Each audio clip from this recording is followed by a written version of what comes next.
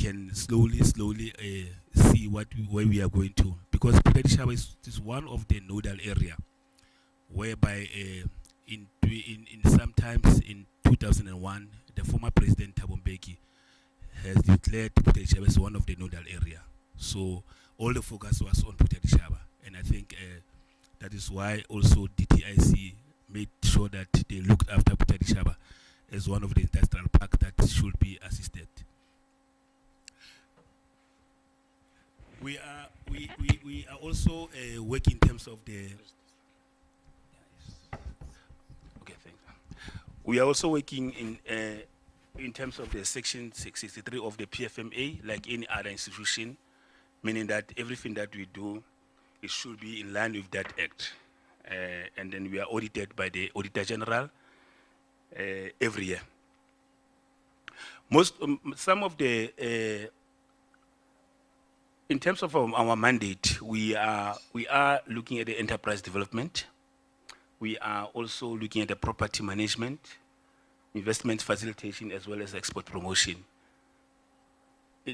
Under the enterprise development, that's where we are doing the SMME development, making sure that we provide loans to the clients. We also assist in terms of the support of aftercare and the monitoring of the projects which we have already funded. So we also do some intervention with companies or clients or businesses which are not doing very well. We link with other institutions like CEDFA, which was CEDA before it was joined with the CIFA. So we are working with them as well, and then the municipalities, as well as any other stakeholder like small business development. We are also making so those interventions in terms of the enterprise development. Property management is our huge portfolio that we are dealing with in Pretoria, in the Free State as a whole. But Pretoria is having close to 70% of the properties that are owned by FTC. In terms of the factories, we have the commercial properties. We also have the residential properties. Previously, we used to run under the Department of Housing, whereby we were giving loans to the people who are in need of the accommodation. So that's how the homeland system was working by then, before we can be transferred to be the Free State Development Corporation. Investment facilitation, we normally, we have the department which is dealing directly with the trade investment. The guy who's gonna join us during lunchtime, maybe he'll be here. He's heading that department, whereby we are making sure that we facilitate the pilot projects with our department of the STIA, our DTIC, any other stakeholder, making sure that the investment are attracted to the region, to the Free State, and making sure that we link them to any other stakeholder in terms of funding, in terms of support that they may need, in terms of developing the business proposals, working with CEDFA as well. Export promotion, that's where we facilitate in terms of making sure that we promote the exhibitions of products of the clients. Previously, we have been doing very well in terms of the crafters, whereby we encourage them to go to the exhibitions, to make sure that they are also linked with the international companies. Everything will be paid for that, and then the department will also be paid for that. We will be doing the co-funding to make sure that they are exposing their product to the potential buyers.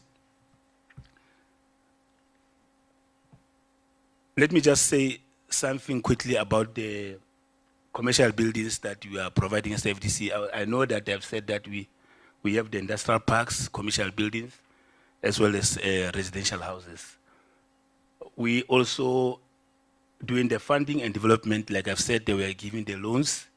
We are giving the bridging loans to those companies which have been awarded tenders. We give them the bridging loans, like the word is saying, we're bridging them to make sure that they get to complete those projects.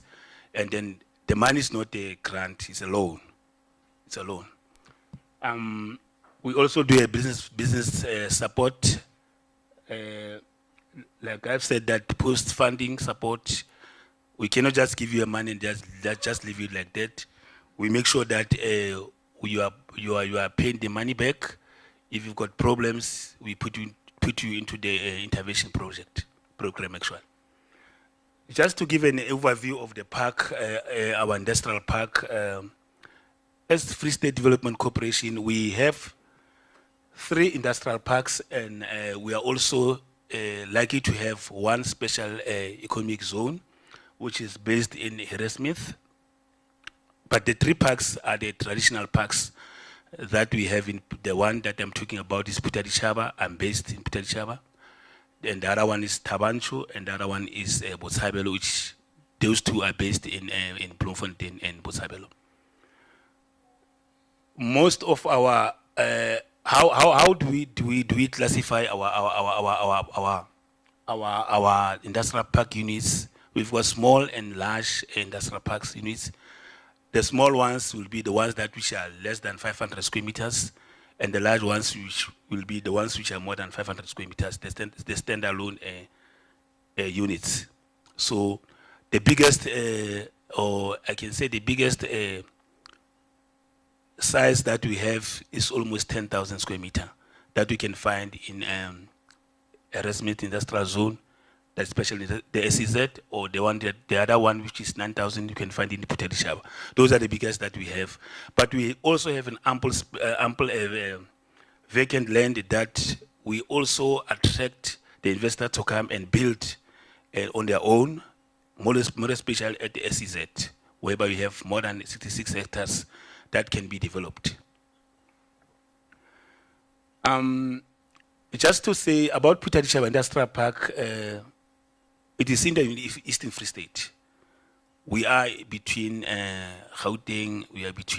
We are also in the middle of Gauteng and KwaZulu-Natal, making sure that we are making our park to be strategically located in terms of the product supply, in terms of the fetching of the raw materials for our tenants.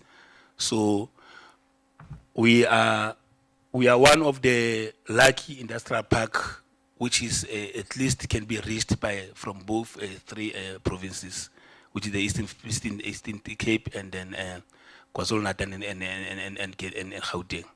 So once we have people who are getting our premises there, there's a lot of opportunities. There's a lot of chances that they can grow, except for some other challenges that I will allude to when I'm doing my presentation. So Botshabelo Industrial Park is about 53 kilos from Bloemfontein. It's on the N8 road, and most of the sectors that we serve in our park, they include textile, which is, I would say, 70% will be textile and clothing in our park, both Pretoria, Botshabelo, and Tabanchu. We also having plastic products. We also have the poultry, food and snacks, packaging, retail, and then storage spaces are also available at our park, in those parks. Now, as I've said that we have been working with National Cleaner Production Center. Now is from 2020 up until now through DTIC. Pretoria was one of the parks that has been selected or identified by the DTIC to say that, you know what, this is one of the parks that we need to assist. This is one of the parks that we need to make sure that they have a chance to can attain their mandate as it has been said by the department. So we were selected in the industrial park program to make sure that we give the services to our tenants, to make sure that we grow that area that I've said that it was declared the nodal area. So the main concept that we are dealing with when we are working with eco-industrial park program. That is the resource efficiency and making sure that we have the resource efficient and cost-effective industrial zone. So when they approached the park in 2020, we signed a contract. We started by making sure that we identify opportunities in the park that will make sure that the park is running efficiently and effectively. So those opportunities were identified. The consultant was appointed by DTIC and NCPC to make sure that we identify those opportunities, and then later to make sure that we implement those opportunities. So that was the first phase of identifying the opportunities. And the second phase, which started in 2024, that is where we made sure that we were going to make sure that we focus on the implementation of those opportunities.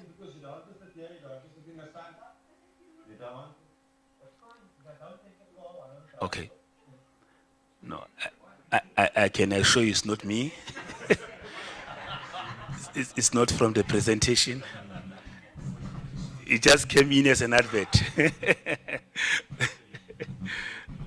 Okay. Okay, thank you very much, colleagues. It was just a short advert. So we identified opportunities, or I can say initiatives in the park. We'll see that those which are highlighted or bolded are the ones that we are currently busy with right now, to make sure that we implement them, because they were identified as the most crucial. We had to prioritize them. Firstly, it will be the installation of the solars in the park, because of the scarcity or maybe the unstable supply of the electricity that we've got that from that area. You'll see when you go to the newspapers lately, you'll find that in the past few years, it was the issue of electricity for Pretoria. Even though we had the load shedding, national load shedding, but we will be having another load shedding in the Pretoria, which was a bit of a punishment for our tenants. So that is why we identified that one as most crucial opportunity that we make sure that we have to make sure that it is implemented. Secondly, it will be the new wastewater treatment plant that will address the issue of the treatment plant that is not functioning in the Pretoria right now. But because of the issue of the budgets and then the issue of the funding, that one we didn't prioritize it, because it's a combination between the park and the responsibility is a combination between the park and the municipality. Actually, it's based on the municipality infrastructure. So that's where we are. We also identified the opportunity of setting up the fabric waste and picking plant. Like I said, that Pretoria is one of the park that is having a lot of textile and clothing companies. 90% in Pretoria. Most of the companies, that's where Suren is coming from. We are in the textile and clothing, and then the byproducts from the textile and clothing, those from doing the jeans, we need to see what are you going to do with those byproducts. So the opportunity was identified that, hey, we are importing yarn from China, very expensive. How about we look at the opportunity of doing our own from our own yard with our own byproducts? So that's why that opportunity of the fabric waste and picking plant, we identified the factory, we identified the jockey to do that, but unfortunately, because of the issue of the water, electricity, and any other challenges in the park, he had to leave the park. So we are starting afresh right now. We are also, we have the new tenant, the new jockey is gonna take that one up. So it was highlighted on the structures of NCPC that that opportunity, we need to fund it, we need to make sure that is implemented. So we are doing the research at the back door right now to make sure that very soon we start that plant. We start that opportunity. But the factory has been identified. We are only doing the investigation around the issues of the research and making sure that we do the proper analysis in terms of the funding and the jockey that will be identified. That has been identified.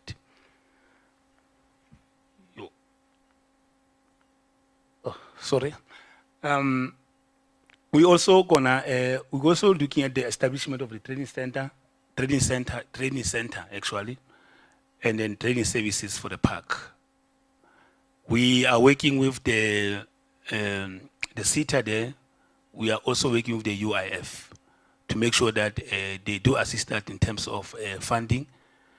That opportunity, we have asked our training department unit to make sure that they do assist us in terms of that, making sure that we have that training center up and running. But because of the budgets, the fiber CSIR, in the past, they couldn't assist us because of the issue of the budgets. So we are trying them this year and next year to make sure that we have that training center being set up for the textile and clothing particularly. The communities, the dedicated area for informal training, when you go to our park, it is the park that is inland. It is just adjacent to the communities. So everyone is there to sell informal products, the containers are set up there. So we said that, you know what, we need to make sure that the park is clean. The park is identified as one of the investment opportunity by making sure that we take all these containers which are lying around, setting them to the certain dedicated area which has been identified, to make sure that they are provided with the incentives from municipality, from FDC, and from other stakeholders. We working together with the Hawkers Association in that area, because we don't want just to go and take them and then throw them away. We said the Hawkers Association, they must just formalize them, and then we are on the verge of making sure that we are also working with the municipality in terms of the bylaws to make sure that when we put them in that area, they're gonna be assisted in terms of services from the municipality. So that's what we are doing in terms of the dedicated area for the informal trading. The setting up of the industrial committees, we've already done it. That's whereby we are making sure that we're meeting with the industrial park tenants on regular basis to address their challenges in the park. The other one is the waste collection centralization that we are working with the municipality. This is the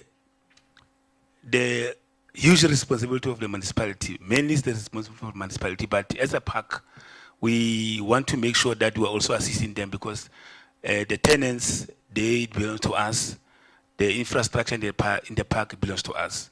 So we are only in the verge of making sure that we formalize our negotiations with the municipalities in this regard. This one is a little bit difficult because municipalities, they've got their own ways of doing things, and then they've got their own pace of doing things. So it might take a little bit of time. It takes a political will, actually, let me say that, to make sure that this opportunity is achieved. So, but we are not going to throw it away, because it's a main important factor to make sure that our tenants are granted services that they must get. The other one is the upgrading of the 3 incubator buildings that we have in the industrial park. Like I've said, that our park is divided into 2 large and small industrial parks.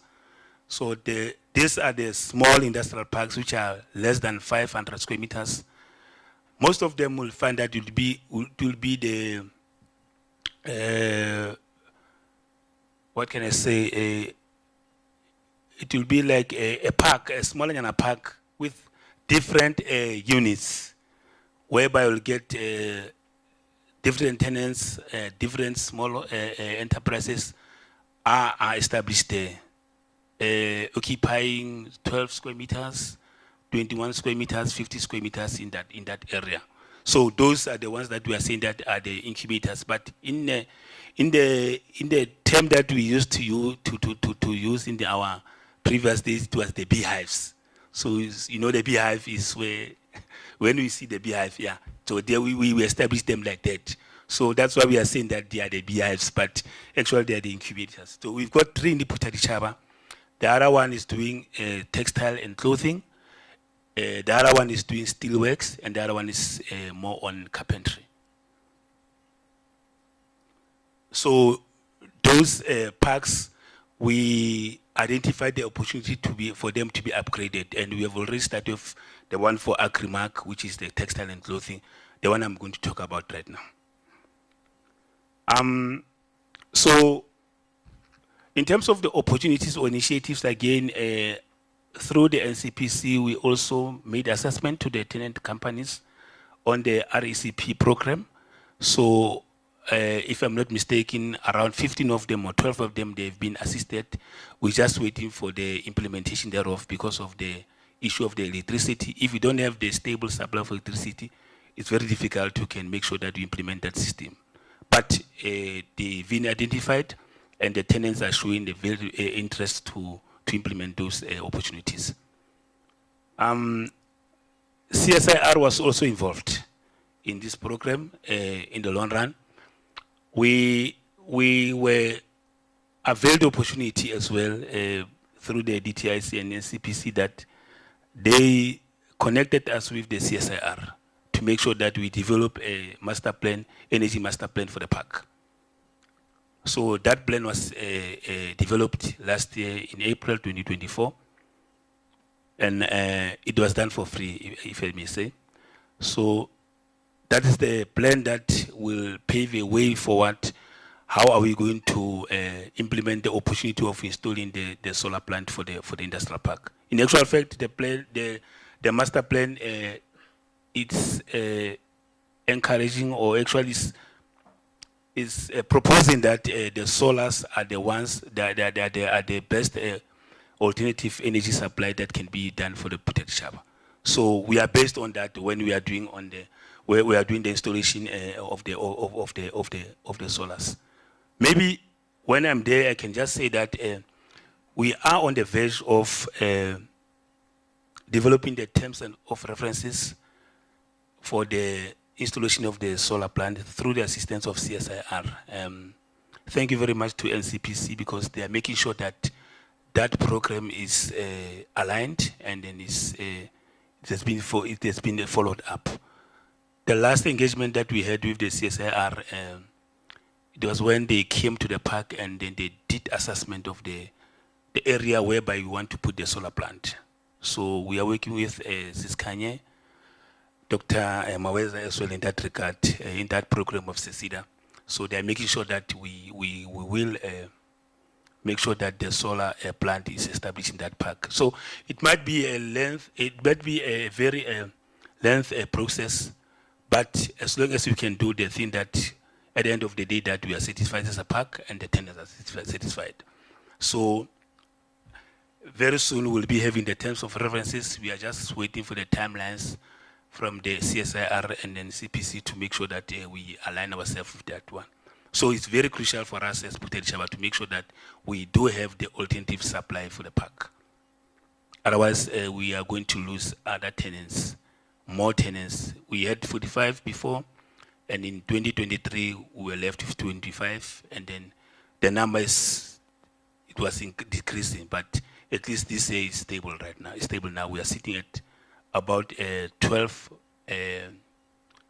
big companies and about 13 small companies. We're in the 25. So I think the assistance in that regard is going to make sure that we retain those tenants in the park.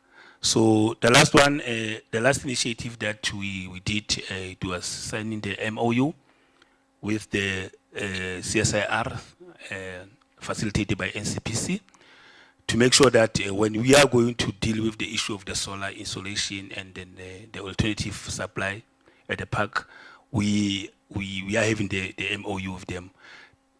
Look, we don't have the capacity, technical capacity to assess those projects. So CSIR is coming with the technical capacity to make sure that whenever we appoint the contractors, we are not just going to appoint. We are going to appoint the contractors who will be actually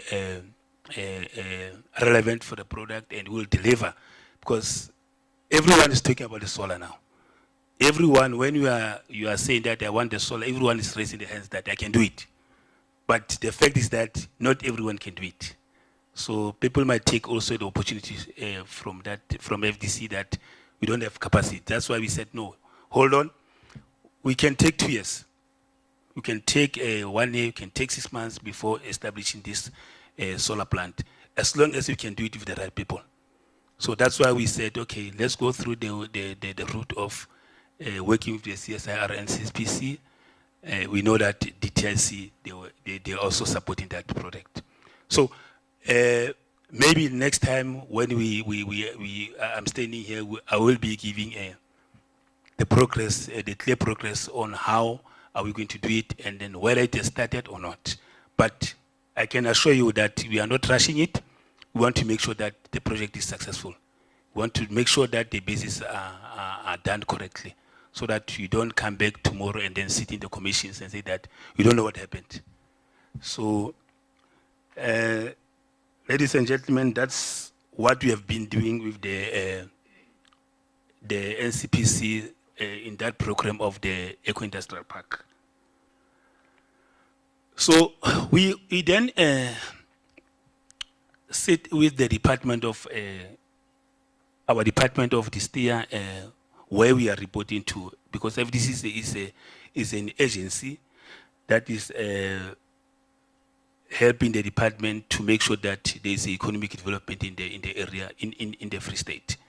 So in terms of that, in terms of the cluster concept, the department, they developed a policy, which is the industrialization policy, making sure that that we are going to promote the cluster concept in our industrial park. So, fortunately, they identified Pretoria as the pilot to develop such clusters. So they came up with that policy, and then in terms of the policy, agro-processing is one of the clusters that the department is looking at. Steel and metal fabrication, textile and clothing, leather, as well as retail. That is not mentioned there. Those are the clusters that the department they want to do in the Free State. So, but they started with the textile and clothing cluster. That's the one that I'm going to present in the next slide, to make sure that we are helping our communities. We are helping our small enterprises, our emerging enterprises. Pretoria and Botshabelo, they've been identified, like I've said, that Pretoria is the one that has been given the priority, and then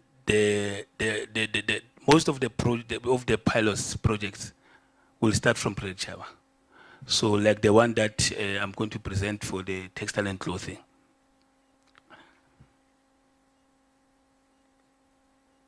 We then, in 2025, in this year in March, the MEC launched the clothing and the textile cluster in Kwakwa, based on that formalization of that policy by the department. So he identified Pretoria as one of the locations that they can start with that cluster. So there's an area called Agrimark. When you look at the picture there, where there's a sign for FDC, that incubation center is called the Agrimark clothing and textile. So the park is has been refurbished. It was not like like we see it right now. There was no supply of water. There was no supply of electricity.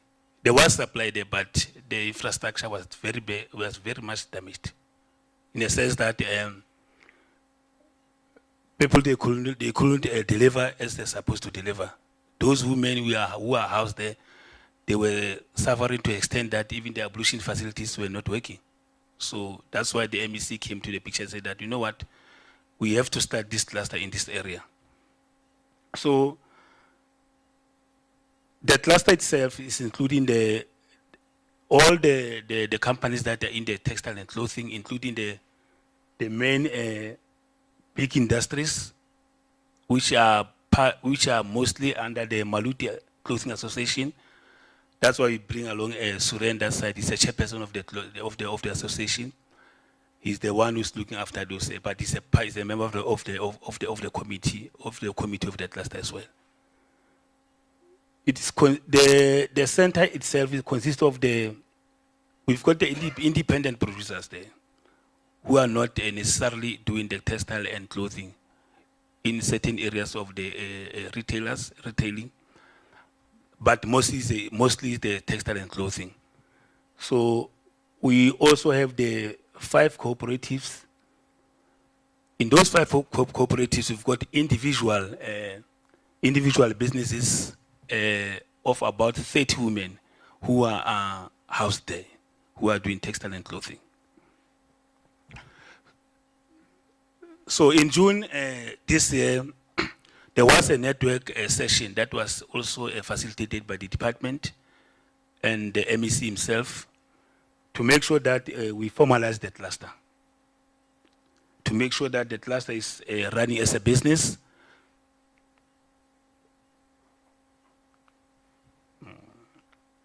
That is where the MEC appointed the service provider. Actually, the department appointed the service provider to make sure that we formalize that cluster, and then the committee was set up of 10 members, and then it is led by the lady who is the chairperson right there, Me Alebetina Katime, and then Suren is one of the committee members to that cluster as well, from the big industries. So we've got 10 members, and in that 10 members, we have the executive committee of the chairperson, deputy chairperson, secretary, treasurer, and then we also have the additional members of 5 people there. So they'll make 10 in total. So the business networking session, which was running on the 19th of September, that is the purpose was to introduce those committee members to the MEC and to the mayor and the committee at large and all other stakeholders, to make sure that even the funders are linked to the cluster. So we are on the verge of making sure that the office is set up right now. We are on the verge of making sure that everything is run like a business. So it has been established, it's got the members, it's got the CIPC, we've got the SARS documents, the bank account has been opened. Now it's for the cluster to run like a business right now. So we targeted ourselves a date for 2 days in the first week of November to do a session planning, to do a strategic session, whereby we'll be inviting other stakeholders to make sure that we workshop the committee members, we workshop the memorandum of understanding, we also workshop how are they going to run the business, because we cannot just set up the cluster and then after all we just leave them like that. We must make sure that even they've got the funding, if they've got the orders, how are they going to operate with those orders? How are we going to approach the sitters to make sure that we've got the kids who are going to be trained in that cluster to assist in terms of as well as administration issues. So that is where we are, colleagues. Sorry, Ntate Tefo. We're just running out of time. Okay. So can you please just wrap up so Okay. that we can also take questions Okay. from the audience? Thank you. This is the last slide that I just want to highlight quickly. But I've already said that we are accommodating 30 manufacturing operations right there, which are women in particular. We are also housing, actually, my apologies, is 5 cooperatives. I've already said that we are already doing the upgrading of the center through the department. We are now on the phase 2 of upgrading the center right now. So we also going to look at the issue of the rental, issue of the service delivery for those people who are there. Actually, what we are charging them is actually nothing, because we want to make sure that they are operating at a less cost, but we are going to motivate them to make sure that at the end of the day they run as a business. And it's not about only sitting at the incubator; they must graduate to the bigger industries. That is the visual park of our cluster, our industrial park. Thank you very much.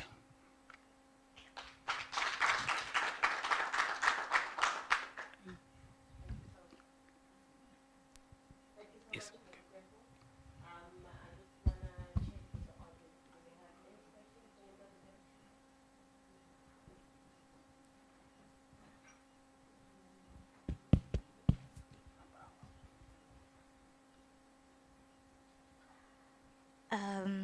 Thank you so much for the presentation.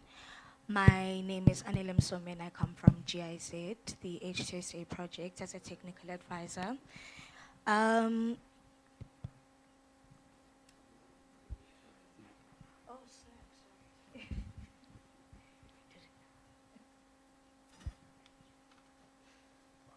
Okay. Again, hi everyone. I didn't know I had to stand for this. Yes, Anela from GIZ. I just have a very quick question for you, sir. You've mentioned a lot of elements as part of your industrial parks and the SEZ. You mentioned the production of SPVs and then also just the functioning of the textile industry. I wanted to ask if there are any recycling elements that are incorporated into this. Yeah, and if there are any, is there potential for it to be maybe expanded to other sectors? But yeah, main question being, are there any recycling elements incorporated into that? Thank you. May I respond? Okay, thank you, Ms. Mo. Yes, thank you, Anil. We do have a recycling project in the park, though not in such a formal way, recycling of the paper, recycling of bottles, but looking at our industrial park is about 90% is textile industry. We are making sure that wherever we establish those companies, environmentally they are not affecting our textile industry. But going back to the initiatives that we had, that I presented, we have a waste fabric and picking plant is one of them that we want to formalize. So we do have the recycling, but we will have the communities we are bringing the papers, and to those large companies which are recycling the paper, which started operating last year. We want to resuscitate another one. But right now, it's just an informal, not formalized. Yeah. Okay. Thank you. Any other questions?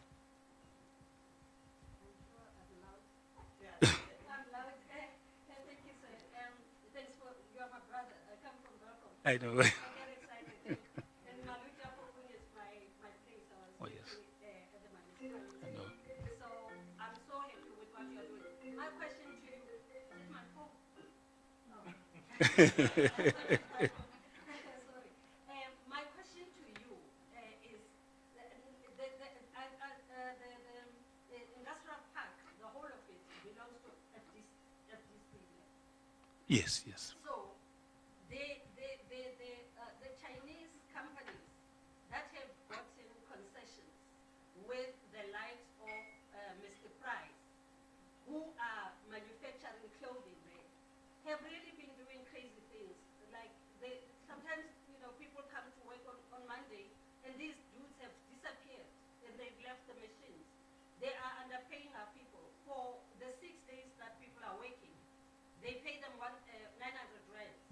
And then if you worked a Sunday, you get 1,200 per month.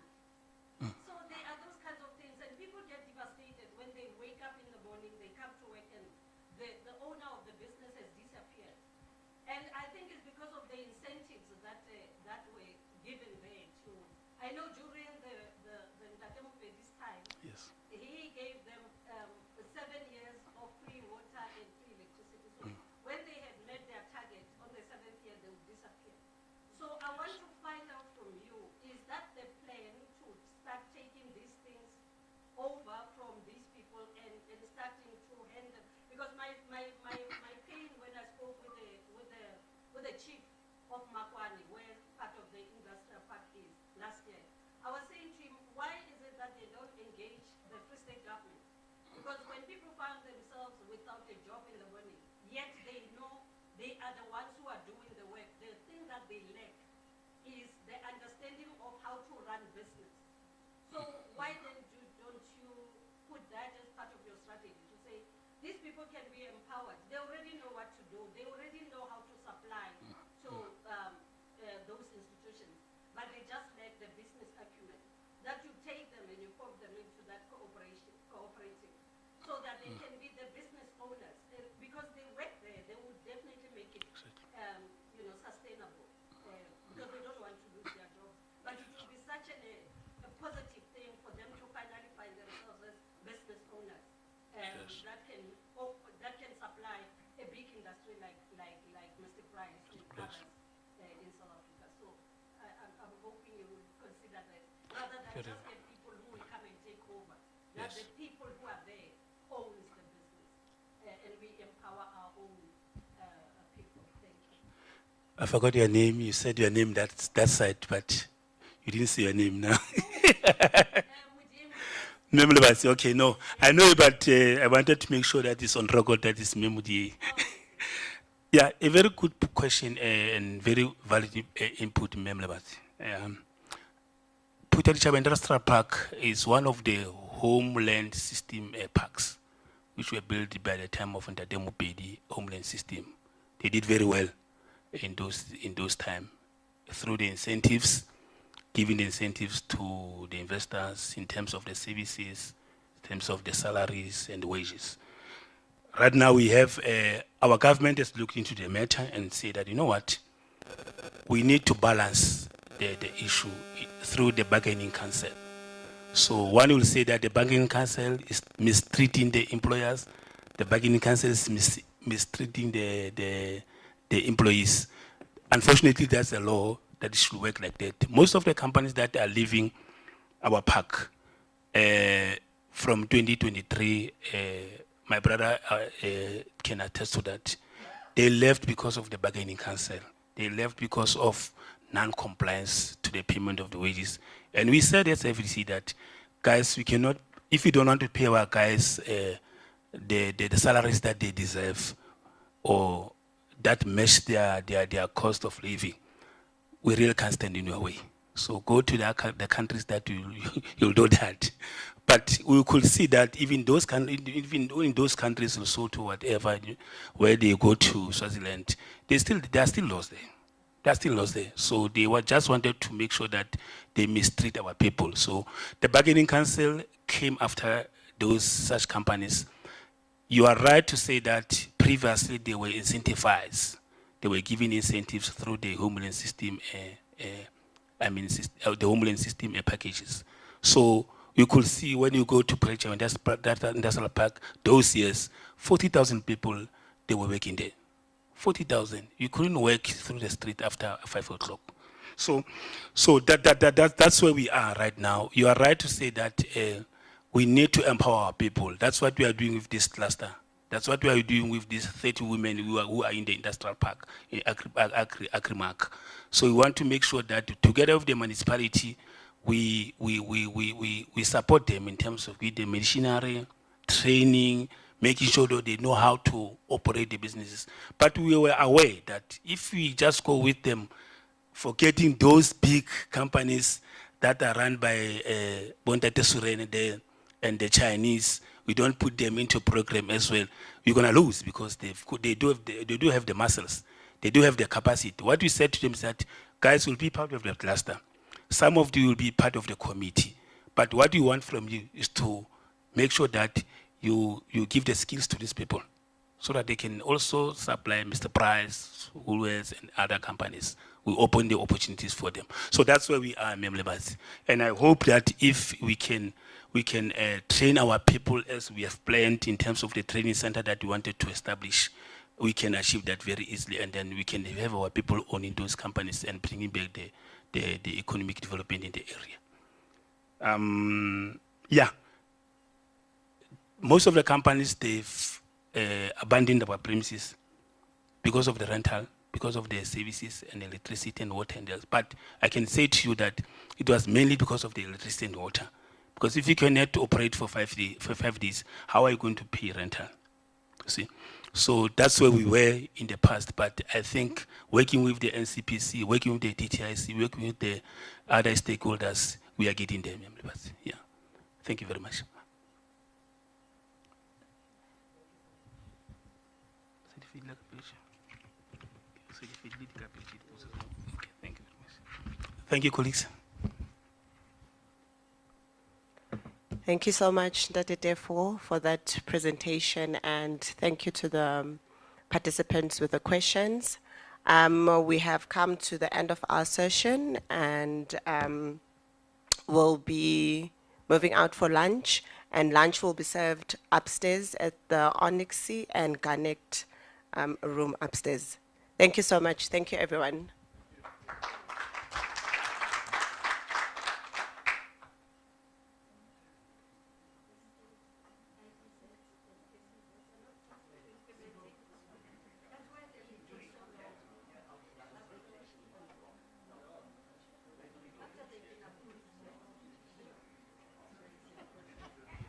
Oh, sorry. We're not coming back here after lunch. We're going back to the plenary session.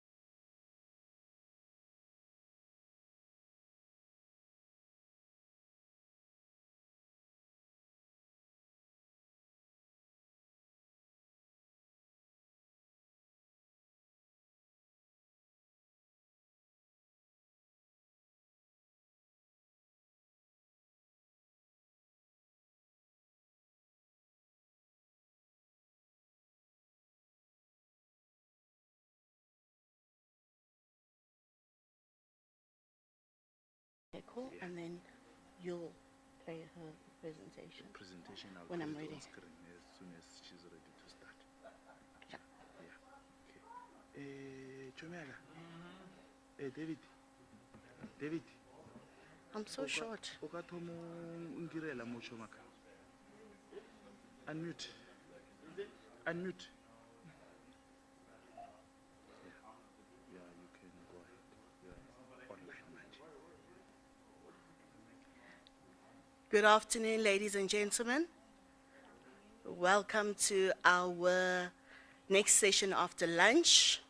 I hope you guys had a good meal and a good rest and ready to jump into gender mainstreaming. I'm honored to welcome you to today's session. But before I do that, I'd like to introduce myself. My name is Constance Mokhwantle, and I am the Senior Communications Person for the NCPC, as well as the Gender Mainstreaming Focal Point. As we navigate the intersection of equity and sustainability, it's clear that integrating gender perspectives isn't just a moral imperative, it's a strategic one. In this session, we'll explore practical tools and frameworks designed to streamline gender mainstreaming across policy, operations, and innovation. Whether you're working in energy, agriculture, or manufacturing, or beyond, these tools can help embed inclusivity into the core of your sustainability efforts, making them more resilient, responsive, and just.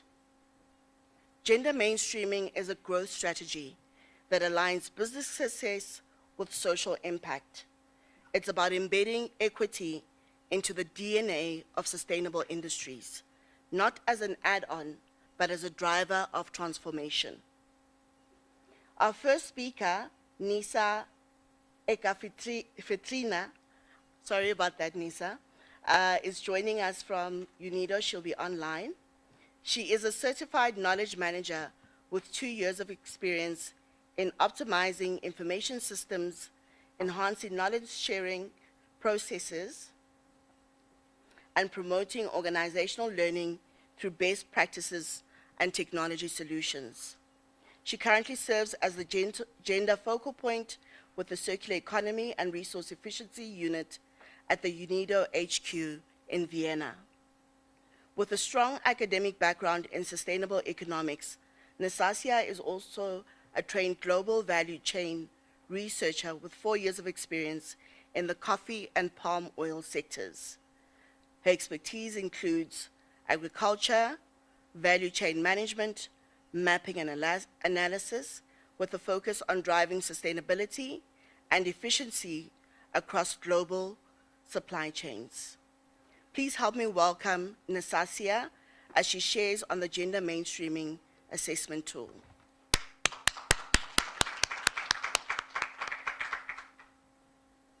Thank you very much, everyone. If I may now share my screen beforehand. All right. I can see my presentation here. All right. First, I would like to confirm whether or not my audio is audible to you. If anyone from the room can confirm, I cannot see the room here, but yeah, I assume everything's all right. So, good afternoon, everyone. Ladies and gentlemen, I hope lunch was delicious, because now we're going to be talking about something that can make your business even more profitable and sustainable. That is called gender equality in co-industrial parks. Before you think, another gender talk, let me assure you, this is not about guilt trips or endless theories. It's about unlocking hidden profits, innovation, and resilience that has been mentioned by Constance before. So, I believe that many would believe that diversity is good for businesses, but I'm not sure how many companies know where exactly they stand on gender balance or even in gender mainstreaming strategies. So, don't worry, I promise this session will be more exciting than research, because then fewer calories too, then yeah, like it was mentioned before by Constance, gender equality isn't just a nice to have. It is a business imperative. It is a moral imperative. And today I'll show you why and introduce a practical tool that makes it easy for companies and industrial parks to take action. So here's our roadmap today. We're going to be talking about gender equality and why it matters, the key concepts, and gender in the Global Eco-Industrial Park Program, a program that we led and also implemented in South Africa. I'm sure that we have some of our beneficiary industrial parks there attending the conferences. And then I'm going to introduce our general self-assessment tools and finally how we can start using it today. And yeah, let's start first with a big question. Why does gender equality matter for industry? Did you know companies with gender diverse leadership teams are 21% more likely to outperform competitors? Yet, most organizations don't even know their gender balances. So, you know, like you can see here, this is where we stand today globally. There's still a long way to go to at least to achieve 50-50% with distribution of manufacturing employment by sex, for example. So you imagine running a marathon without knowing your starting points, and then that's what many companies are currently doing. They don't know where they start with gender equalities. In global manufacturing industries, for example, we see that we have some advances, for example, in tobacco or in apparel, textiles, leather, and related products. But still, we haven't achieved yet 50%. What is more interesting to see here is that women are way behind in regards to medium and high technology industries.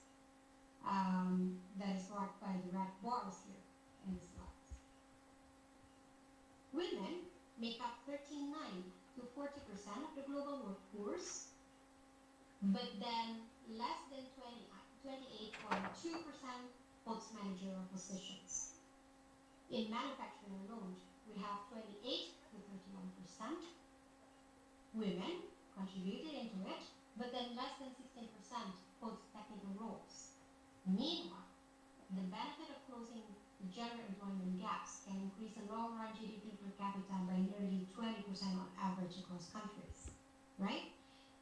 Women, though they are making up 40% of the industrial workforce, they're concentrated in low-wage and low-skill sectors and occupations and earn less income.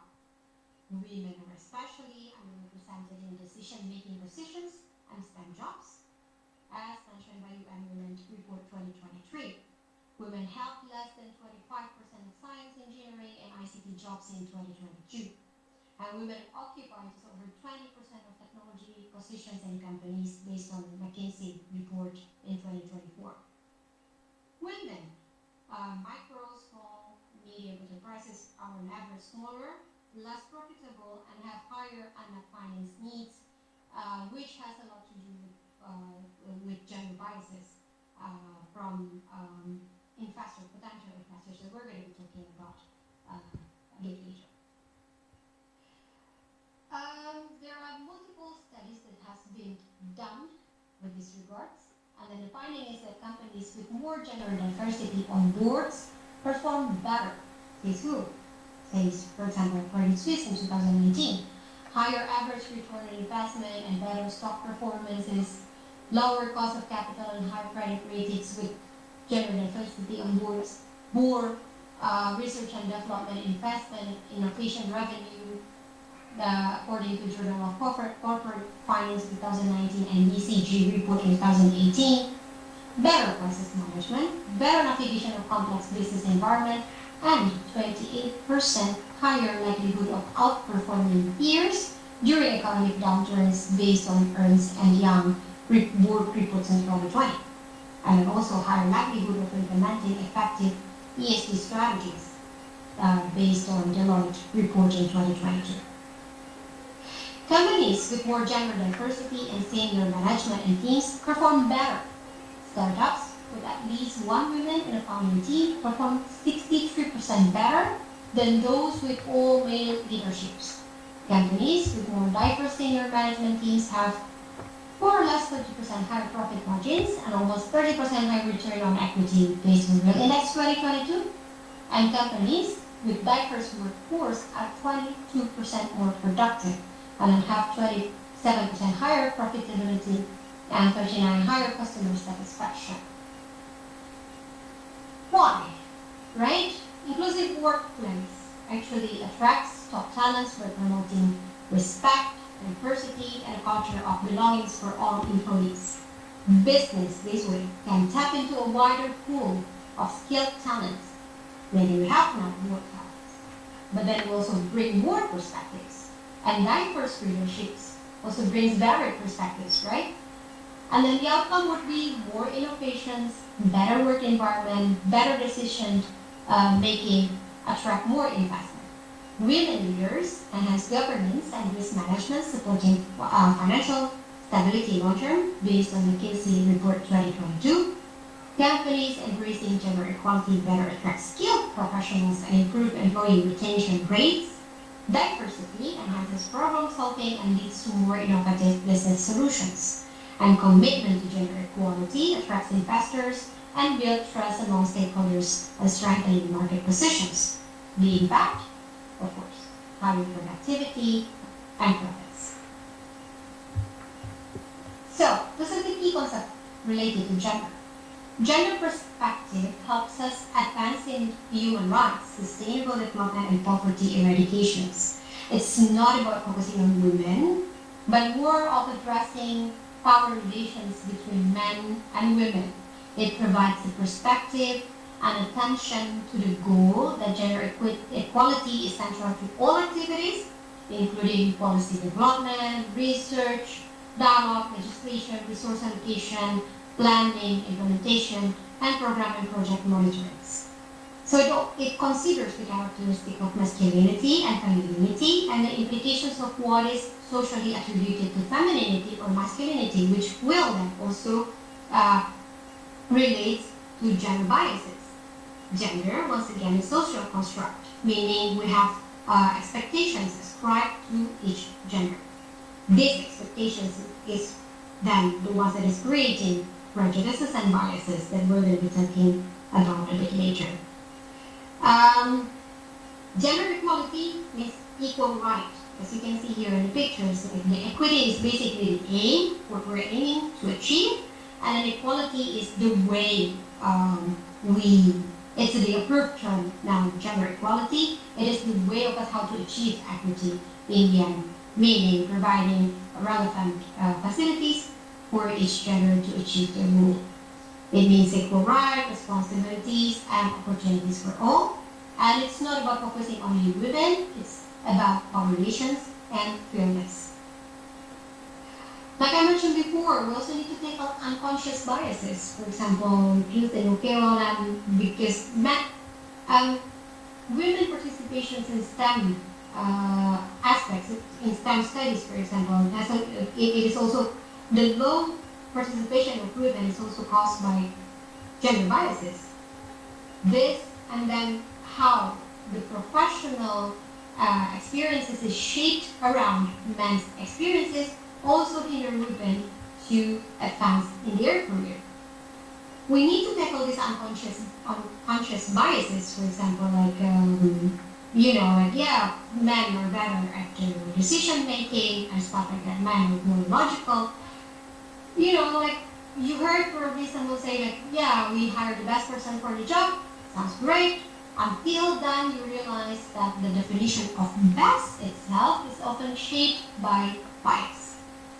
So, bias is just like bad Wi-Fi at your home. Mm-hmm. You don't notice it until someone points it out, and then you realize, okay, hold on, it's slowing everything down, right? And then this is the key concept that we're going to tackle here. Women empowerment enables women gaining power and control over their own lives, and it involves awareness raising, building self-confidence, expanding choices for women, increasing access to and control over resources, action to transform structures and institutions to reinforce and perpetuate gender discrimination and inequality. So it does not happen in a vacuum. Men must be brought along in the process of change, and it's not a zero-sum game where gains for men imply losses for women. That's not what it's all about.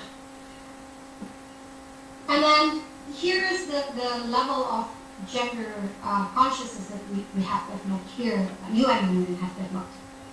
We start with gender discriminatory, where we reinforce existing harmful gender practices and inequalities, not really paying any attention that men and women have different needs, especially with regards to their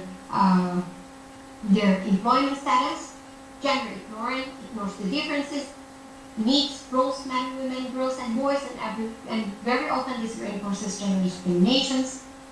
But then moving up a notch, when we become gender sensitive, we acknowledge gender differences and inequalities, and then moving up again, this is at least what we are currently aiming, to have a gender responsive, something that is deliberately considered differential gender needs and inequalities. And then in the end, ultimately, we also wanted to address the root cause of gender inequalities. So with regard to Global Equal Industrial Park Program, or Equal Industrial Parks in general, gender perspectives are not optional because they're part of the international framework, as you can see here on the left-hand side. It is split into EIP prerequisite and EIP performance indicator. For your industrial park to be considered as an eco-industrial park, the prerequisite is to primary social infrastructure is vital for employees, paying special attention to the needs of women. And then gender perspectives are incorporated in the population management and monitoring of plans and programs. If you want to go on compliance plus, if you have all these prerequisites at hand and then you want it to improve, then there's also, you can also go for reference mechanism to address grievances from within and outside the park, should have a working environment, free of violence, as harassment and discrimination. Important here is also sexual harassment. That women most often becomes the victim of it. And then recognition of contractually agreed rights of workers and employees, including leave and maternity leave.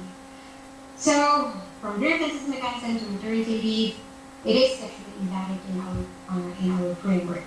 So, because the eco-industrial park is not only about your park performing better in economic terms, not only in environmental terms, but also in social terms, and this is part of the social aspects of eco-industrial parks, right? But then how would you know that you have primary social infrastructure that pays special attention to the needs of women? How would you know that the company has put gender perspectives in the formulation of your management, monitoring of plans and programs, when you need something to help you out in assessing yourself with regard to gender and to answer all these indicators, right?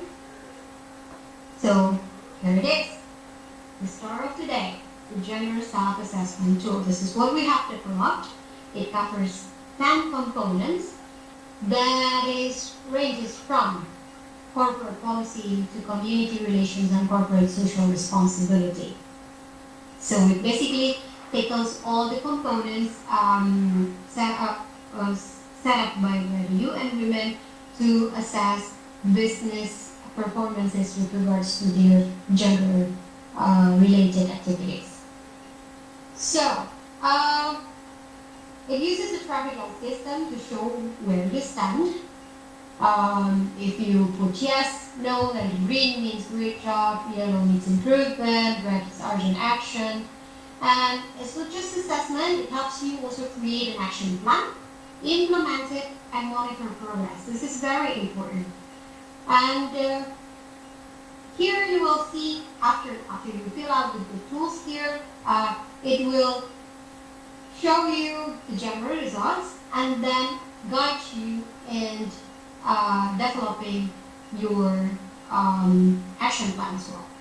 So imagine knowing exactly where your company is strong, where it needs work, without hiring expensive consultants, of course, because as the name of the tool calls, like it's self-assessment, so you can run it in your own company. So this is what the tool is doing. So why do you need to use this? Because it's easy application. It's designed for industrial parks and tenant companies. It has immediate insights for you to trace progress easily. It has competitive advantage for you because then with the results of this tools, you can also inform your boards, investors, and certification bodies.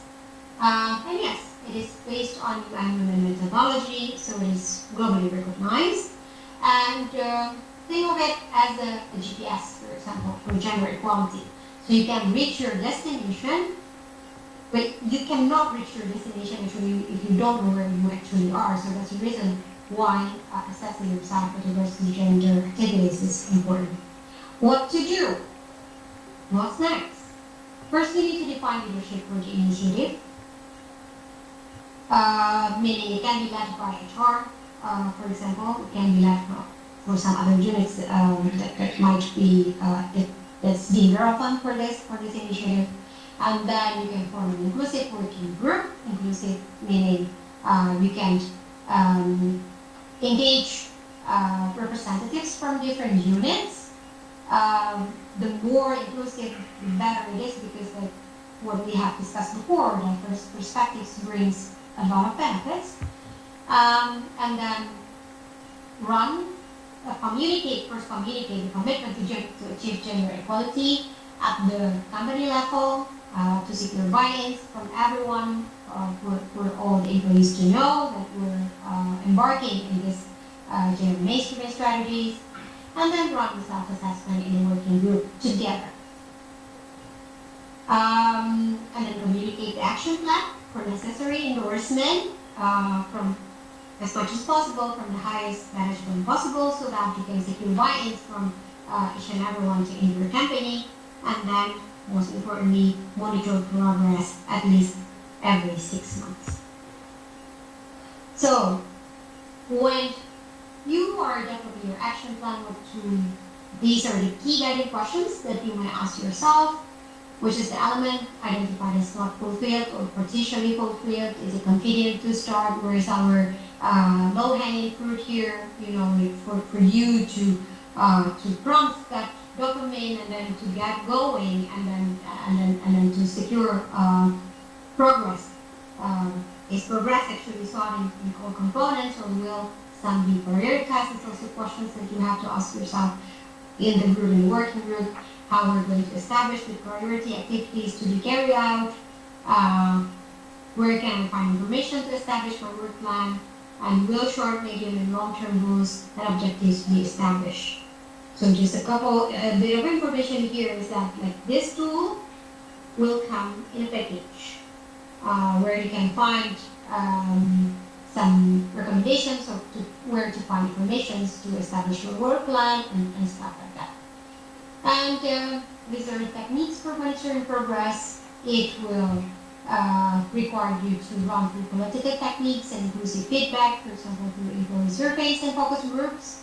Exit interviews, for example, something that you can do to assess your gender performances. Anonymous feedback tools, gender audits, culture and policy assessments, and leadership commitments reviews.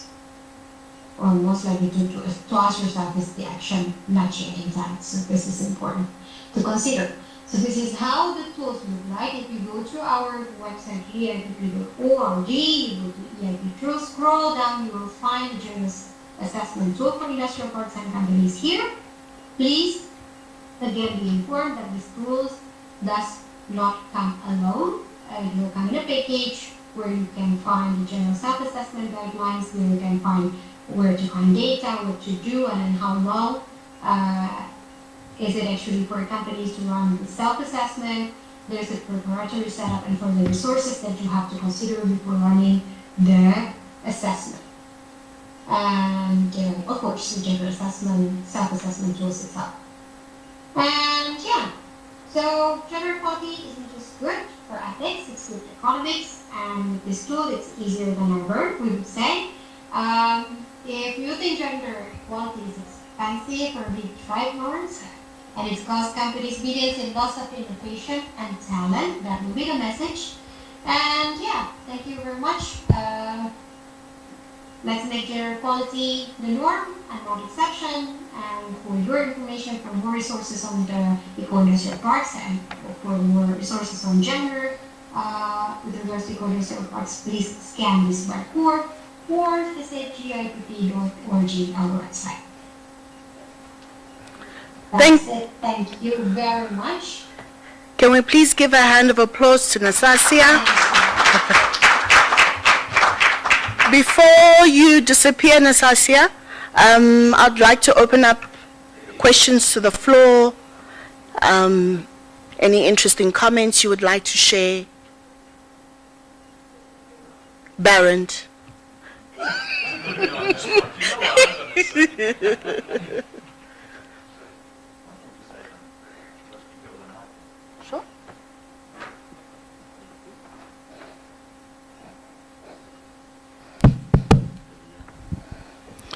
Maybe just a comment. Nisa, thank you very much. Awesome presentation, thank you. Thank you very much, Brian. I just have a comment, and I think it is, some people will take it as criticism. With the best intentions in the world, I mean, South Africa has very strong gender-based, policies and things, but we're not applying it. And I think what you're doing is you're providing us with a neutral, if I may say it like that, platform for people to engage on the critical issues, which I think is really what we need. I think there's too much emotion involved in the conversation. So if you can take the emotion out of it and really address the issues, I think then we really can take a step forward. Thank you. Thank you, Baron. Any other comments? Thank you again, Nasasia. Interesting fact, which she didn't share, is that she actually developed this tool herself. And from the first time I've seen it, it's very, very practical. If you're a business person, you're worried about the bottom line. You're worried about your next sales, where your clients are going to come from. But this tool allows you to actually have more control over that, because it actually opens up new markets for you in terms of accessing everybody, not just one gender. There's an African proverb that says, if you want to go fast, you must go alone. But if you want to go far, we all have to go together. So to achieve gender equality, it's not just about men and women. It's about all of us contributing to the conversation.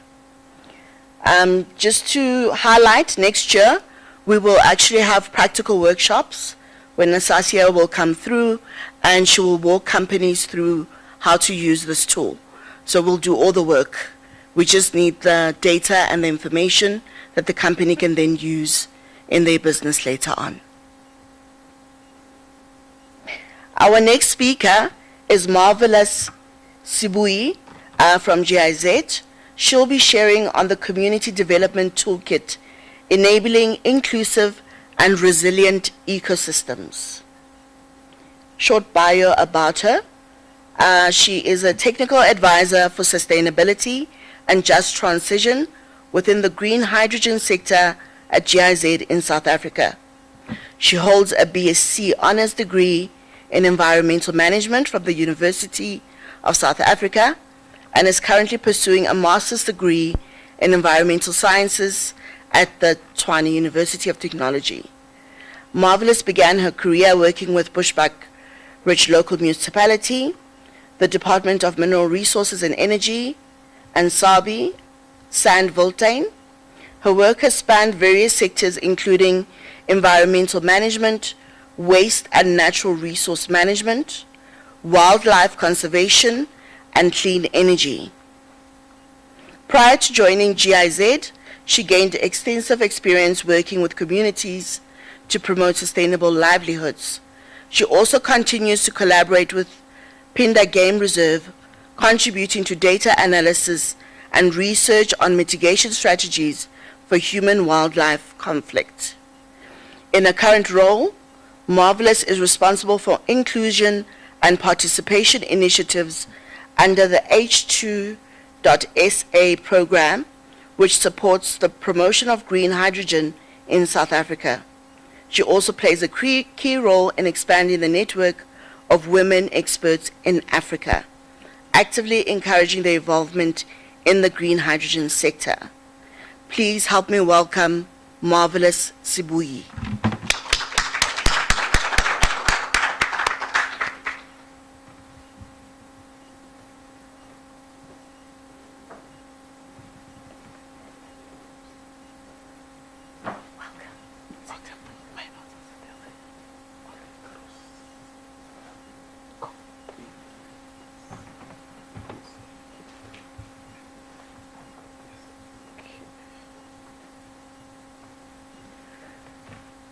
Okay, good afternoon, everyone. My name is Marvelous Sibuyi. Thank you so much for the introduction. So I am a technical advisor at GIZ, focusing on sustainability and just transition. So I work for a project called H2SA, which is promoting a green hydrogen economy in South Africa. So I'm happy to be here with you, and thank you for the opportunity for me to come and present the work that we've been doing around the community development toolkit. So what I'm just going to do is to give you an overview of our project, why community development toolkit is needed now, and also maybe give you an overview of what the toolkit entails, and also the insights around the piloting of the toolkits that we have been doing with the project developers in South Africa. So our program is H2SA, which is promoting a green hydrogen economy in South Africa. It has been being implemented since 2021, and then the first phase is ending this year, December 2025, and then the next phase will start right after that until 2030.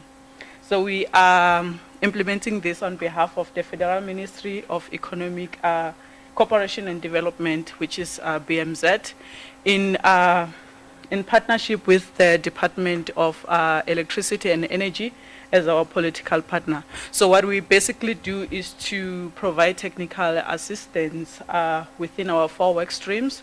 So we have a work stream that is focusing on policies, regulatory framework.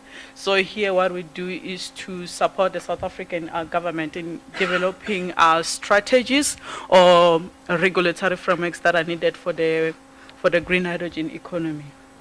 And then the second work stream is focusing on capacity building and research. So what we are doing here is to build capacities around the green hydrogen topics, Power to X. We are mainly targeting the decision makers, especially in the public sector. So for more information on this one, we are lucky that my colleague is here. She's working on that work stream. She can give you more clarity on that if you have any questions. And then we have sustainability and just transition work stream. So here we are building the, thank you.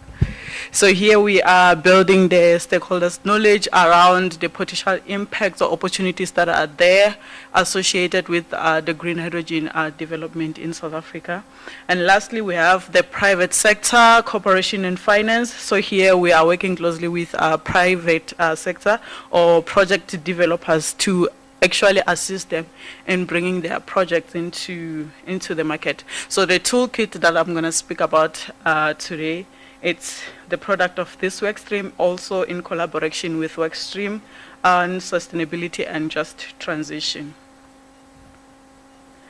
So why the toolkit is needed now? So we all know that green hydrogen is a new sector or economy in South Africa that we are currently working on. So the green hydrogen serves as a catalyst for decarbonizing industries. So just to basically provide a pathway to decarbonize in hard to abate sectors like your chemical, steel, cement and heavy transport industries, and also in the interest of climate benefits And also, there's a lot of interest from investors in the green hydrogen sector.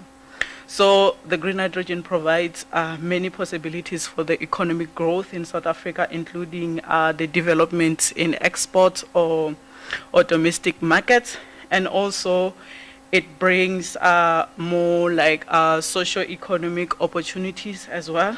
And there's a lot of expectations when it comes to contribution towards job creation, local development, or local procurement. So with regards to policies, so if we can look at the green hydrogen commercialization strategy, which is aiming to promote localization, skills development, and regional hydrogen hub to create new green jobs or industrial value chain, and also the hydrogen society roadmap, which is looking at the objectives to include the policy framework in creating a domestic green hydrogen economy, and also building the export markets, while also addressing the social issues like job creations and skill development. So the toolkit is to support those regulations or strategies and build the policy environment around the community development or inclusion. So the toolkit is just designed to, or it has been developed to help encourage the inclusion of community development into the project cycles in the green hydrogen sector.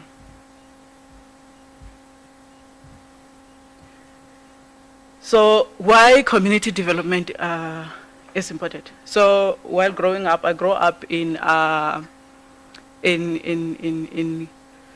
closer to most game reserves around Bushbuck Ridge, like your Kruger National Park, your Sabi Sands. So with projects that are happening around the communities, there's a lot of interest on what is happening. So if that is not communicated, there's issues that arise within the communities, because what they really want to know is what is happening in our communities and how can we get involved around that. That's why the community development is important, even in the green hydrogen sector and other sectors like your mining and energy sectors as well. So I think community development has been done around that. So another thing, there's a need for employment and development in South Africa. So maybe not just in South Africa, but other developing countries as well. So there is a desire to ensure that communities are being included in the projects that are happening from the beginning until the end of the cycle. That's why it is important to include community development. So there's been many studies that have been done, reference also by Susan Maples, who once presented in a webinar around green hydrogen organizations or development. So she noted that many studies reflect that if communities are not consulted, there's a cost to the project that is happening around the communities. So I think if we can also speak with project developers, they can attest to that if we don't engage with communities from the beginning, or if we don't include communities in some of the processes that we do within their areas, there's a cost that could result into that. So that's why community development is important. So the green hydrogen toolkit that we have developed as GIZ was designed based on certain assumptions. I think the first one was around that some project developers are less competent when it comes to involving affected communities in their project planning or in developing or setting up the community development strategies from the beginning of their projects. And then another assumption was that some community group feels excluded from consultations where project developers discuss their project plans, and this is particularly in their localities. So GIZ has developed this toolkit in an attempt to close the gaps, but adapting from the International Council on Mining and Metals Community Development Toolkit, and also through stakeholder engagements where we get to do interviews with stakeholders that are already on the field around community development work, and also did review workshops with some of the stakeholders in the public and private sector. So the toolkit is divided into 5 phases, which is preparation, assessment and planning, relationship building, program implementation, and monitoring and evaluation.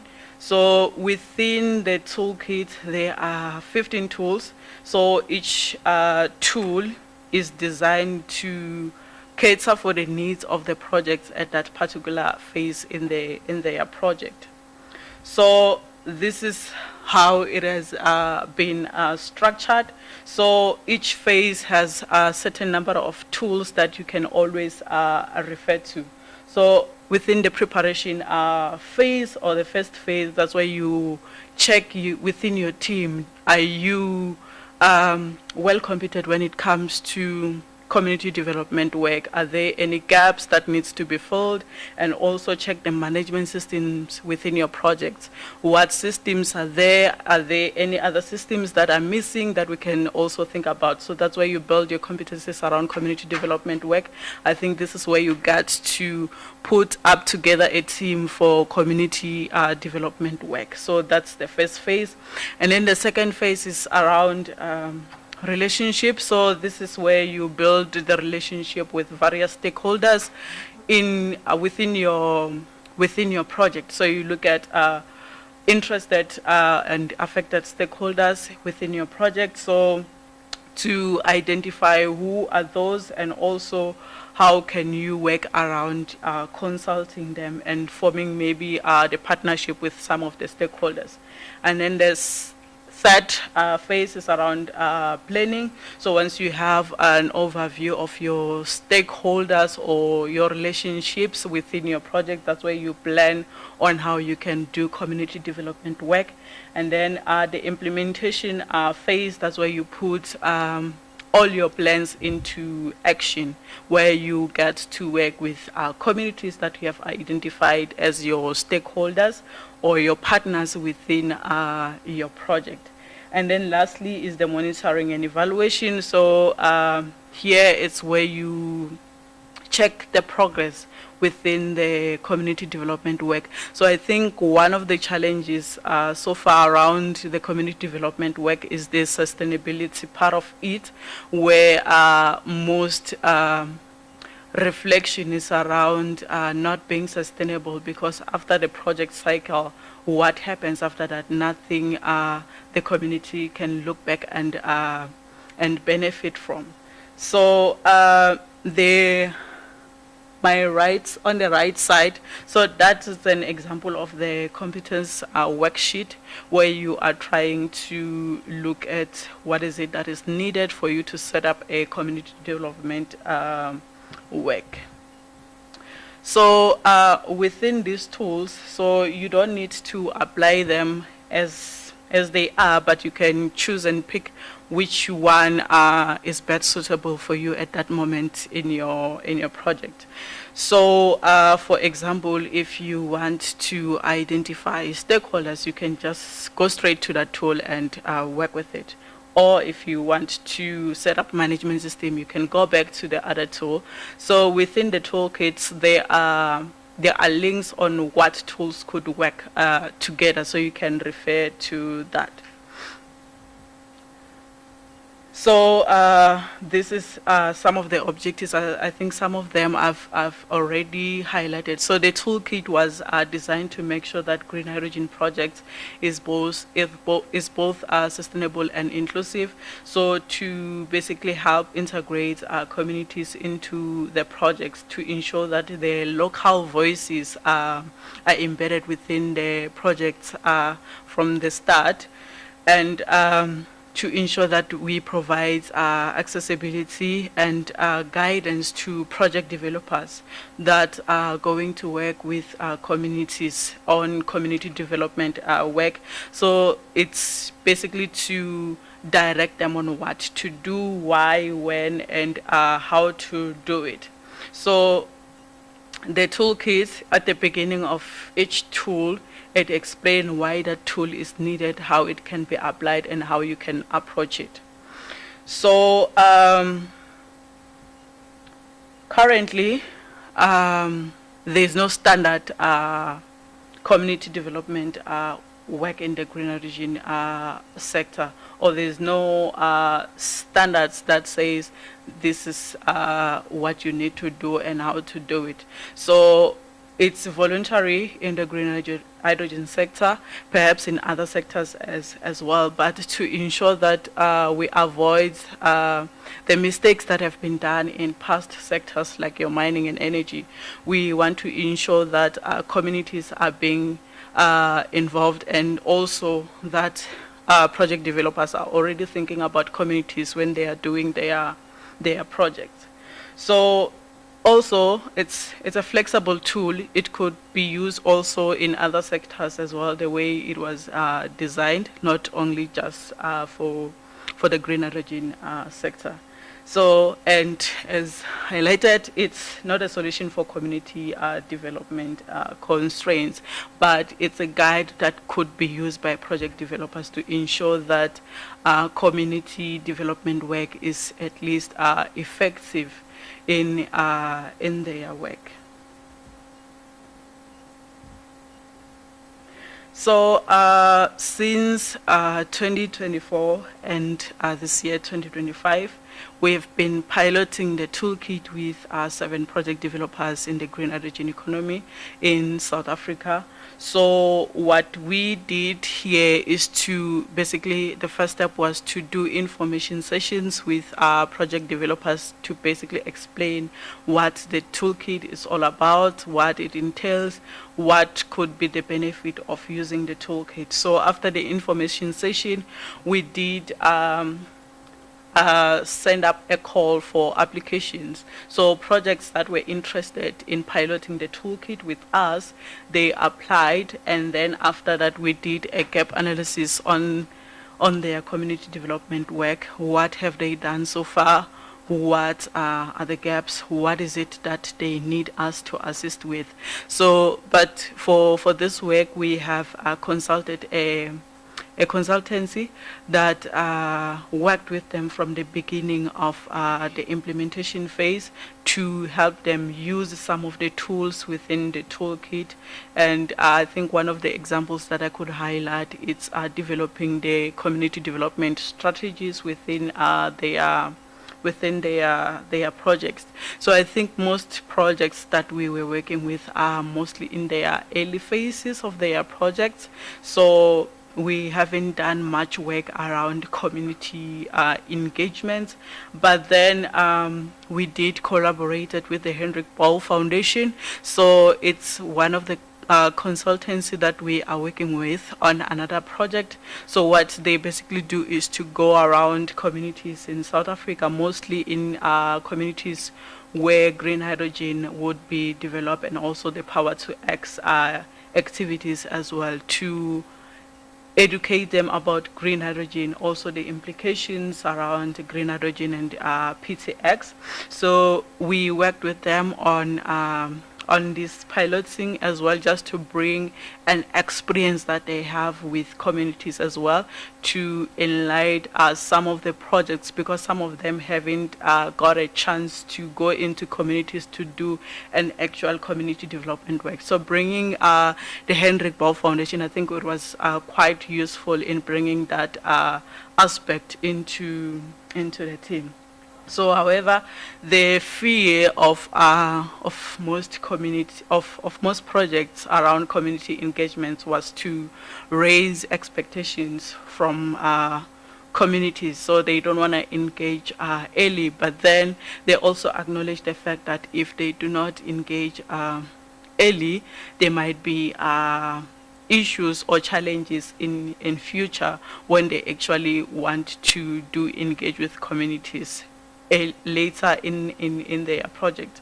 So I think one of the recommendations was around ensuring that when they communicate with communities, they communicate all the phases that are there within their project. So for phase 1, for example, feasibility, communicate only what is necessary for that phase, and also around making sure that your communication is transparent, especially around the jobs that are going to be created within the project, just to basically divide them within all phases, construction and other phases as well, so the communities can get a better sense of what is going to happen within that project, just to basically manage their expectations.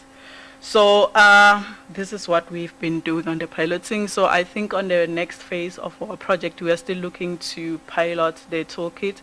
So currently we are updating this vision into another vision, building on the lessons learned from the projects that we have been working with. And then we will publish the next vision. So this one is on our website, and then next year again we are still looking to work with other project developers and maybe continue with some of them that we're working with, and that is our work around communities and community development work. So thank you.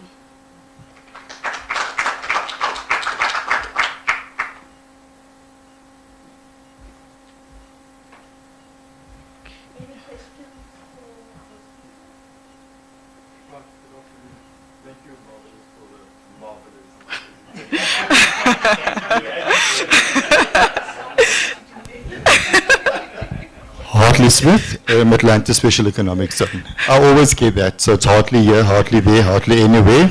So it kind of works. Thank you for that. So obviously I work with in-community developers myself in Atlanta Special Economic Zone, and just a question to yourself is, what were some of the challenges? I know obviously the 5 phases, you're only in phase 2, but what were some of the challenges and the success that you guys has measured from this toolkit? Thank you. Okay. So I think piloting the toolkit, so some of the challenges that we have had with the project developers that we were working with, it's the fact that most of them are still in their early phases of their projects, and they are not sure whether it's the right time for them to engage communities or do community development work. So I think what was helpful by engaging in the toolkit at this time was to get them to think about community development work already within their project, and also think about what could be needed when we actually get to the point where we do the community development work within the communities that they will be working with, and also getting an idea of what is needed when we are talking about community development work as well.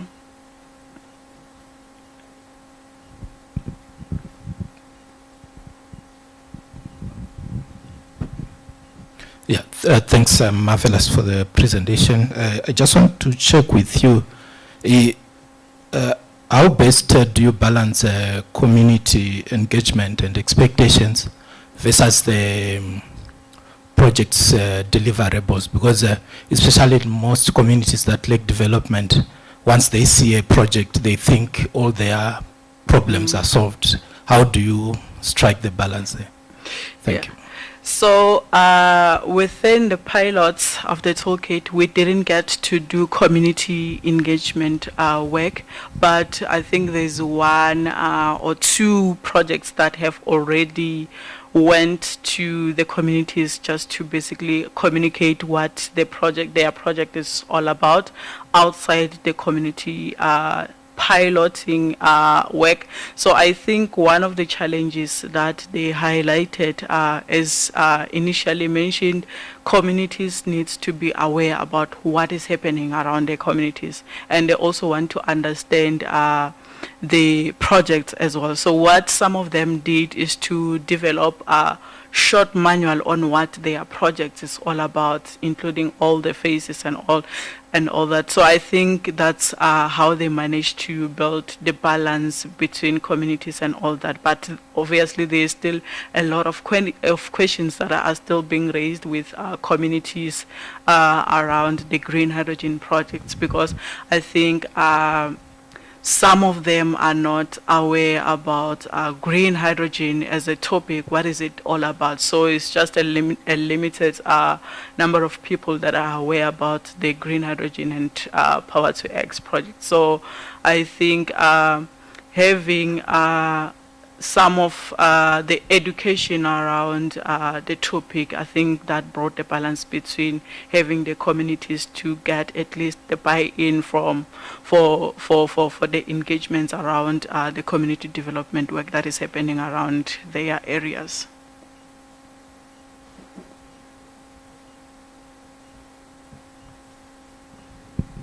Any further questions? Comments?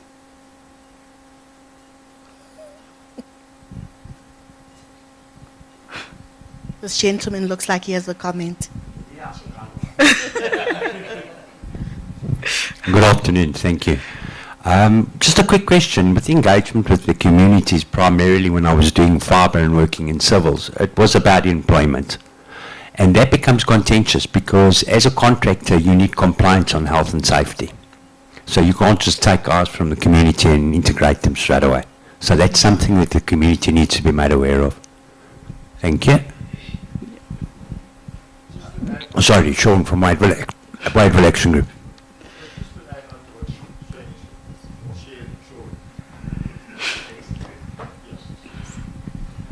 It's obviously the expectation of the communities, right? Mm-hmm. Once you engage, but also have a solution from an upskilling perspective. Yes. To say that, listen here, these are the jobs, these are the levels, Mm-hmm. where are we as the community, and what can we do as the project leads to obviously mitigate that from that perspective. Thank you. Yeah. So maybe to add on that, I think there's one tool that is focusing on opportunity analysis. So what they basically do is to look at what their projects could offer in terms of job opportunities, and also scan through the communities what is actually needed around that. So I think, yeah. Hi, Sapusindane from Small Enterprise Finance Development Agency. I just want to find out, how do you deal with the competing needs of various business forums in those communities, all vying for the same or fewer projects that are available in that particular area? So how do you deal with those varying interests of different business forums? Thank you.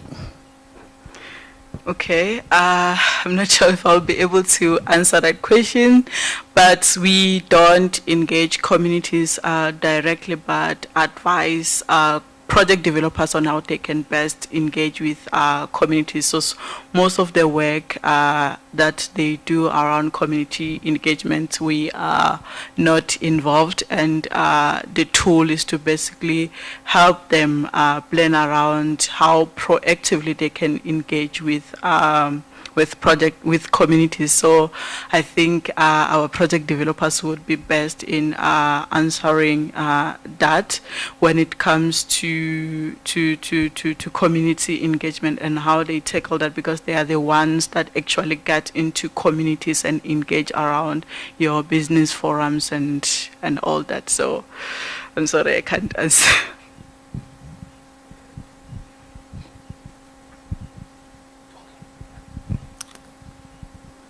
Thank you. Just a comment. The word community is quite large. I would like you to zoom in because each community's got their own civic organizations, CPF, and also sometimes there's a child welfare organization. I would like you to include them and also educate them on this toolkit. Thank you. Thank you for that. Noted. Thank you, ladies and gentlemen.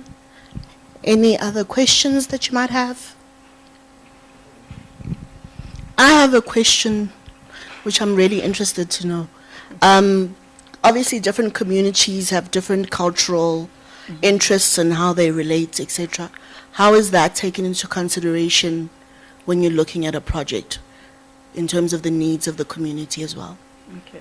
So, yes, communities have their different structures, different needs. So what the toolkit does as well is to help you map communities as well, and also to understand the communities that you are going to approach on. That helps you on how to have in mind already on how you can talk to different communities. So I think the first step is to look for who are the responsible community members within, or community representative within the communities. So that's the first step, to talk about communities and maybe get them involved in that process when you want to engage community as a whole, to basically help you understand what the community might be. So I think working with the community reps, it's quite useful in that area. And then final one, is there any gender mainstreaming or gender focus in the tool? Yes, there is, but it doesn't necessarily speak directly to that. But then we have another gender work that we are doing within our project as well. I think one of the outcomes is the gender mainstreaming guide that we have developed. We are looking into piloting that in the next phase next year. So I think these tools and other tools that we have developed will combine them to basically provide support to project developers, because most of them, they complement each other. So we do some gender work around that. Thank you very much. Marvelous. It was a marvelous presentation. Thank you. Even though hardly took it away from me. Thank you very much, everybody. We have finished our session a little bit early. There'll be tea outside, and then we'll wait for the next session for us to go into the final plenary for the day. Thank you.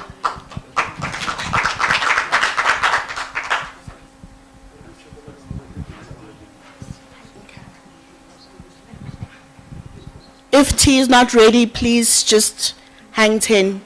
We are a little bit early in our session.